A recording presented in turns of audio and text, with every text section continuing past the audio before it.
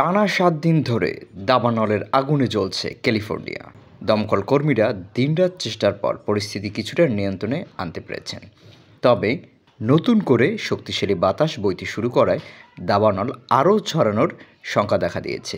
এদিকে এ ঘটনাকে কেউ কেউ আল্লাহর গজব বলে দাবি করছেন, কেউ কেউ ফিলিস্তিনের গাজার হামলার শাস্তি হিসেবেও উল্লেখ করেছেন, কেউ কেউ উল্লাসও প্রকাশ করেছেন।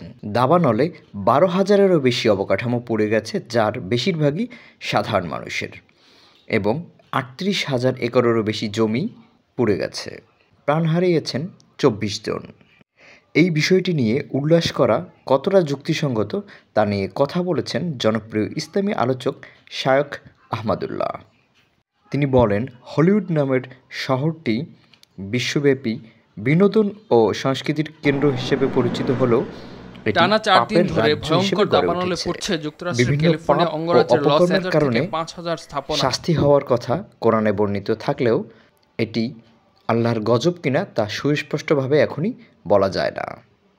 ঈমানদারদের উচিত এ নিয়ে উল্লাস না করে শিক্ষা গ্রহণ করা।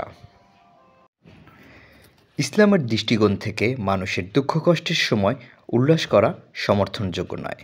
প্রতিটি বিষয় থেকে শিক্ষা গ্রহণ করে আল্লাহর পথে ফিরে আসাই হচ্ছে ইসলামের শিক্ষা। আমরা জানি যে ইতালির পম্পেও নগরী, এটাকে পাপের নগরী বলা হতো।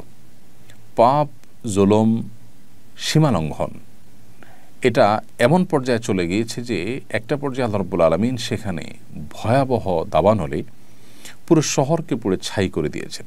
এখনও সেই কয়লা হয়ে যাওয়া শহরটি ওইভাবে কয়লা অবস্থাতেই বিশ্ববাসীর কাছে এখনও দৃষ্টান্ত হিসাবে, শিক্ষা গ্রহণের উপাদান হিসেবে এখনও টিকে আছে।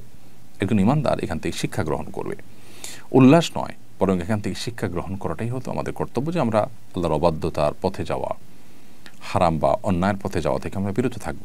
আমরা চাই হলিউডে কেন, পৃথিবীর যে কোনো প্রান্তে থাকা মানুষজন তারা আল্লাহর বাধ্যগত হন, তারা সঠিক এবং সুন্দর পথে আসুন, তারাও আল্লাহর বাধ্যগত হয়ে আল্লাহর নিরাপত্তার চাদরে চলে আসুন, ভালো থাকুন, সেটি আমরা কামনা করি।